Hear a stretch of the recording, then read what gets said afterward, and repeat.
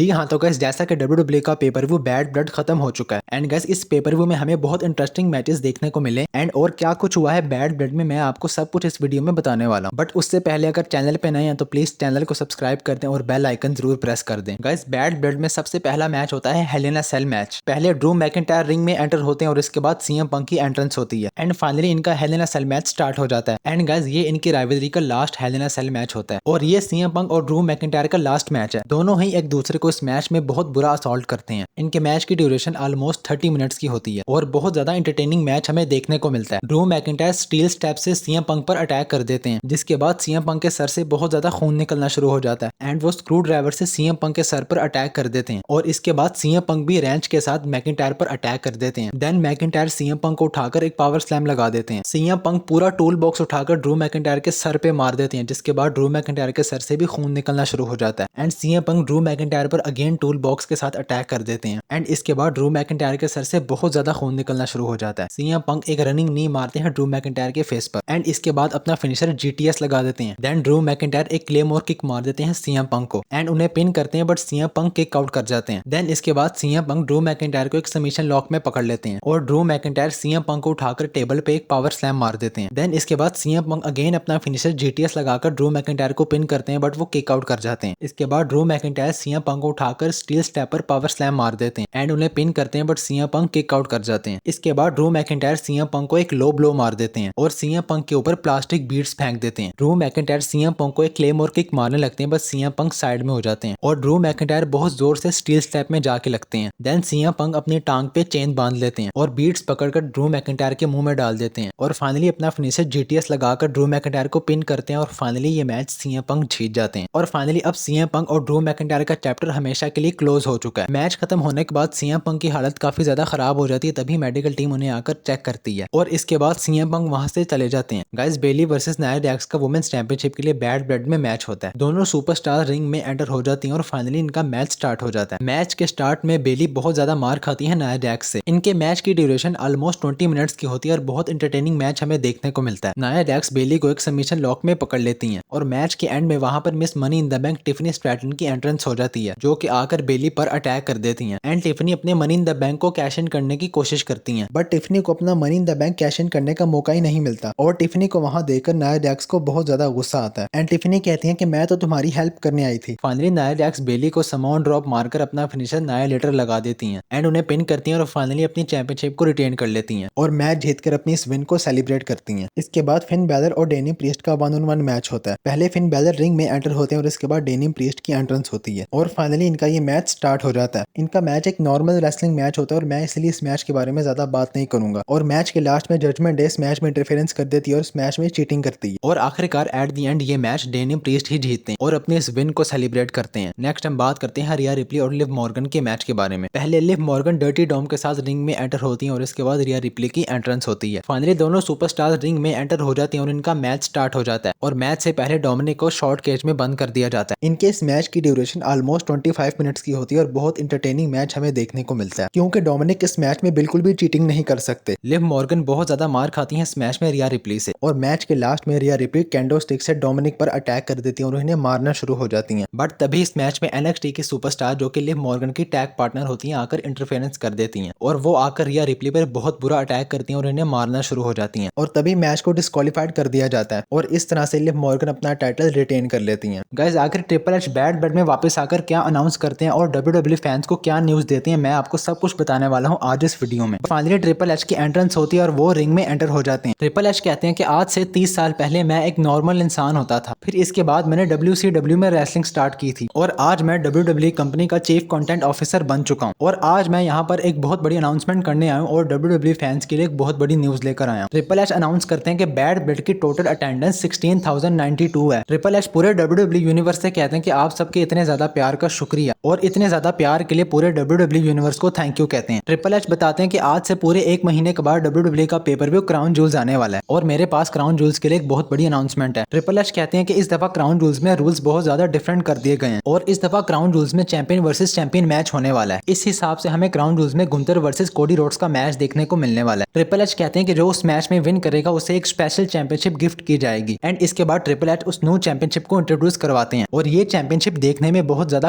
Classy लगती है। इसके बाद वहाँ पर गुंतर की एंट्रेंस हो जाती है और वो रिंग में एंटर हो जाते हैं। गुंतर रिंग में एंटर होकर ट्रिपल एच से कहते हैं कि इस चैंपियनशिप को मैं डिजर्व करता हूँ, इसलिए ये चैंपियनशिप मुझे दे दो, जिस तरह मुझे किंग ऑफ द रिंग की ट्रॉफी दी थी। इसके बाद गुंतर कहते हैं कि मेरे बगैर आप सबको बैड ब्लड में मजा आ रहा है और मैं कल मंडे नाइट रॉ में सैमी ज़ेन के साथ अपना वर्ल्ड टाइटल डिफेंड करने वाला हूँ। इसके बाद गुंतर गोल्डबर्ग की बहुत ज्यादा डिसरिस्पेक्ट करते हैं, जिसके बाद उन्हें बहुत ज्यादा गुस्सा आ जाता है और वो गुंतर पर अटैक करने लगते हैं। तभी वहां पर पूरी सिक्योरिटी आ जाती है गोल्डबर्ग को काम डाउन करने के लिए और एकदम से वहां सैमी ज़ेन की एंट्रेंस हो जाती है और वो गुंतर पर अटैक कर देते हैं और उन्हें मारना शुरू हो जाते हैं और गुंतर सैमी ज़ेन से बहुत ज्यादा मार खाने के बाद वहां से चले जाते हैं। इसके बाद ट्रिपल एच और गोल्डबर्ग इस मोमेंट को सेलिब्रेट करते हैं और यहाँ पर ये सेगमेंट एंड हो जाता है। जी हाँ गाइस, ब्रामा बुल दी रॉक ने बैड ब्लड में अपना रिटर्न कर लिया है और साथ ही साथ जिमी ऊसो ने भी अपना रिटर्न बैड ब्लड में कर लिया। एंड गाइस फाइनली दोनों ब्लड लाइन मेंबर्स ने आकर बैड ब्लड में रोमन रेंज को ज्वाइन कर लिया और अब इन दोनों का नेक्स्ट प्लान क्या होने वाला है और अब ये दोनों वापस आकर क्या करने वाले हैं, इसी के बारे में आज हम इस वीडियो में बात करेंगे। गाइस हम बात करते हैं बैड ब्लड के मेन इवेंट मैच के बारे में और इस मैच में क्या कुछ होता है मैं आपको फुल डिटेल के साथ बताने वाला हूँ। पहले सोलो सिकोवा और जैकब फाटू रिंग में एंटर होते हैं और इसके बाद अमेरिकन नाइटमेयर कोडी रोड्स की एंट्रेंस होती है और लास्ट पे हमारे OTC tribal chief Roman Reigns की एंट्रेंस होती है और फाइनली सभी सुपरस्टार्स की एंट्रेंस हो जाती है और अब रोमन रेंज और कोडी रोड्स ये डिसाइड करते हैं कि आखिर इस मैच को कौन स्टार्ट करेगा। देन ये डिसाइड होता है कि इस मैच को कोडी रोड्स एंड जैकब फाटू स्टार्ट करेंगे और फाइनली इनका ये मेन इवेंट मैच स्टार्ट हो जाता है। सोलो सिकोवा और जैकब फाटू मिलकर कोडी रोड्स पर अटैक करने लगते हैं, तभी रोमन रेंज भी रिंग में एंटर हो जाते हैं। देन इसके बाद कोडी रोड्स रोमन रेंज को टैग कर देते हैं और रोमन रेंज रिंग में एंटर हो जाते हैं और इसके बाद सोलो सिकोवा और रोमन रेंज की फाइट स्टार्ट हो जाती है। रोमन रेंज सोलो सिकोवा को पंचेस मारना शुरू हो जाते हैं और सोलो सिकोवा भी रोमन रेंज पर अटैक कर देते हैं। देन सोलो सिकोवा जैकब फाटू को टैग कर देते हैं और इसके बाद रोमन रेंज भी कोडी रोड्स को टैग कर देते हैं। देन इसके बाद अगेन रोमन रेंज और सोलो सिकोवा की फाइट स्टार्ट हो जाती है और रोमन रेंज सोलो सिकोवा को एक सुपरमैन पंच भी मार देते हैं एंड पिन करते हैं, but solo Sikoa kick out कर जाते हैं। इसके बाद जैकब फाटू और सोलो सिकोवा दोनों मिलकर रोमन रेंज को एक सुपर किक मारते हैं और जैकब फाटू रोमन रेंज को एक क्रॉस बॉडी भी मार देते हैं एंड सोलो सिकोवा भी रोमन रेंज पर टॉप रॉप से जंप कर देते हैं एंड रोमन रेंज को पिन करते हैं, बट कोडी रोड्स इस काउंट को ब्रेक कर देते हैं एंड इसके बाद कोडी रोड्स जैकब फाटू को अनाउंस डेस्क पर लिटाकर टॉप रॉप से इन पर जंप कर देते हैं, जिसके बाद पूरा अनाउंस डेस्क ही टूट जाता है एंड इसके बाद solo Sikoa and Roman range एक दूसरे पर अटैक करना शुरू हो जाते हैं एंड रोमन रेंज अगेन एक सुपरमैन पंच मारते हैं सोलो सिकोवा को एंड सोलो सिकोवा को स्पेयर मारने लगते हैं। तभी इस मैच में ब्लड लाइन आकर इंटरफेरेंस कर देती है और सोलो सिकोवा रोमन रेंज को स्पेयर मारकर पिन करने की कोशिश करते हैं, but Roman Reigns kick out कर जाते हैं। देन इसके बाद हमें blood line member Jimmy Uso का रिटर्न देखने को मिलता है, जो कि आकर ब्लड लाइन पर अटैक कर देते हैं और अपने कजन रोमन रेंज को डिफेंड करते हैं। देन इसके बाद रोमन रेंज सोलो सिकोवा को एक फाइनल स्पेयर मारकर पिन करते हैं एंड फाइनली ये match Cody Rhodes and Roman Reigns जीत जाते हैं एंड मैच के बाद रोमन रेंज अपने कजन जिमी ऊसो को थैंक्स कहते हैं कि उन्होंने उनकी हेल्प की इस मैच को विन करने में। देन दोनों एक दूसरे के गले लग जाते हैं। देन इसके बाद रोमन रेंज और Cody Rhodes face to face आ जाते हैं और रोमन रेंज इन्हें देखकर वहां से चले जाते हैं, बट तभी पूरी ब्लड लाइन मिलकर कोडी रोड्स पर अटैक कर देती है और इन्हें मारना शुरू हो जाती है और जिमी ऊसो रोमन रेंज से कहते हैं कि हमें जाकर कोडी रोड्स की हेल्प करनी चाहिए। तभी ये दोनों जाकर कोडी रोड्स की हेल्प करते हैं और रोमन रेंज सोलो सिकोवा को एक सुपरमैन पंच मार देते हैं। इसके बाद रोमन रेंज कोडी रोड्स की चैंपियनशिप को उठा लेते हैं और उस चैंपियनशिप को देकर फाइनली कोडी रोड्स का टाइटल उन्हें वापस कर देते हैं और इस तरह रोमन रेंज और कोडी रोड्स मिलकर सोलो सिकोवा और जैकब फाटू से अपना बदला ले लेते हैं। बट इसके बाद एक बहुत बड़ा रिटर्न हमें बैड ब्लड में देखने को मिलता है और वो रिटर्न होता है ब्रामा बुल दी रॉक का और रॉक को रिटर्न देकर रोमन रेंज और कोडी रोड्स भी बहुत ज्यादा शॉक्ड हो जाते हैं और इस तरह फाइनली हमें रॉक का रिटर्न बैड ब्लड में देखने को मिलता है और पूरा क्राउड मिलकर रॉक को चेयर अप करना स्टार्ट हो जाता है। रॉक रिटर्न आकर कुछ भी नहीं करते, बट रोमन रेंज और कोडी रोड्स इन्हें देखकर बहुत ज्यादा शॉक्ड हो जाते हैं और अब रॉक रिटर्न आकर क्या करने वाले हैं ये हमें नेक्स्ट फ्राइडे नाइट स्मैकडाउन के एपिसोड में पता लग जाएगा, इसीलिए नेक्स्ट वीक का स्मैकडाउन बिल्कुल भी मिस मत करिएगा। इसके बाद बैड ब्लड फाइनली यहाँ पर एंड हो जाती है। आज की वीडियो में बस इतना ही। वीडियो अच्छी लगी हो तो प्लीज वीडियो को लाइक और चैनल को सब्सक्राइब करना मत भूलिएगा, क्योंकि मैं WWE से related videos and news updates लाता रहता हूँ।